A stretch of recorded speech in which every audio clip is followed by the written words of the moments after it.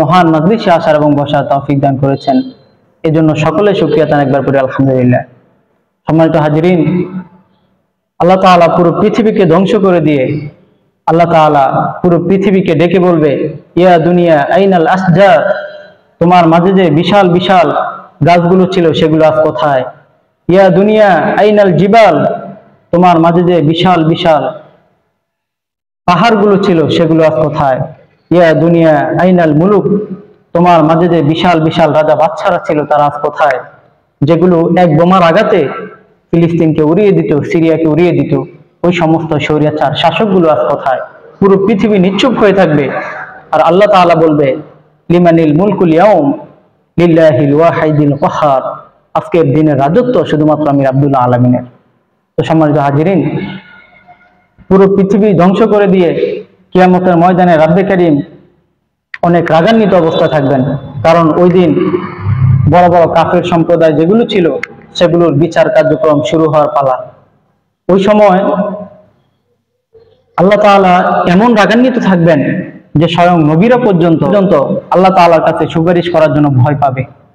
আল্লাহ তাআলা পবিত্র কোরআনে বলেছেন, মা যাল্লাযী ইয়াশফাউ ইনদাহু ইল্লা বিইذনি।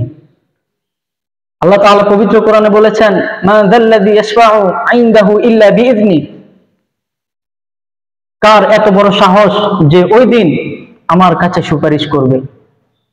তখন মানুষগুলো ঈসা আলাইহিস সালামের কাছে যখন গিয়ে কোনো জবাব পাবে না, তখন ঈসা আলাইহিস সালাম তাদেরকে পাঠাবে হযরত মুহাম্মদ সাল্লাল্লাহু আলাইহি ওয়াসাল্লামের কাছে।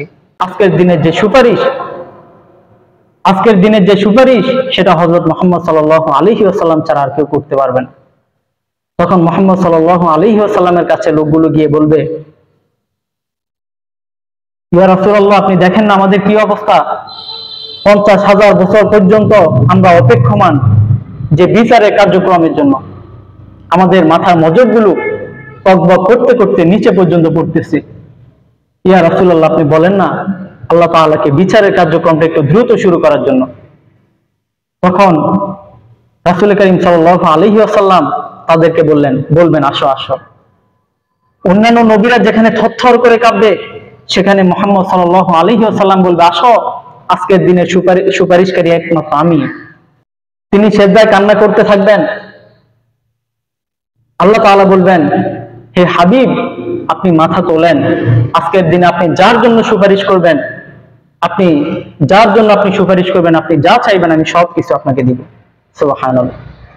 তো সম্মানিত হাজিরিন, প্রত্যেক নবীকে আল্লাহ তাআলা এক একটা দোয়া দিয়ে দুনিয়াতে প্রেরণ করেছেন।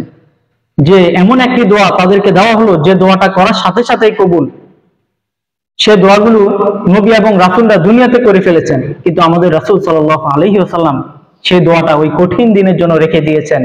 সেদিন আল্লাহ তাআলার কাছে দোয়া করবেন আর বলবেন, হে রাব্বে কারীম, প্রত্যেকটা নবী এবং রাসূলকে আপনি এক একটা করে দোয়া দিয়েছেন, যে দোয়া করা মাত্রই কবুল হয়ে যায়। আমি আমার দোয়াটা দুনিয়াতে করি নাই, আমার গুনাহগার উম্মতের জন্য আমি আখিরাতের ময়দানে সেটা রেখে দিয়েছি।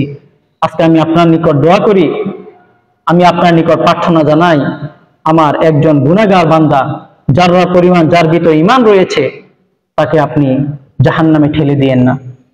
আল্লাহ তাআলা ওই সময় এই দোয়াকে কবুল করে নেবেন। রাসূল করিম সাল্লাল্লাহু আলাইহি ওয়াসাল্লাম একবার হাউজে কাউসারের দিকে যাবেন, একবার ফুলসিরাতের দিকে যাবেন, যে আমার কোনো গুনাহগার উম্মত হাউজে কাউসার থেকে বিরত থাকতেছে কিনা, আমার কোন উম্মত জাহান্নামের মাঝে নিক্ষেপ হচ্ছে কিনা, তিনি সেটা দেখবেন।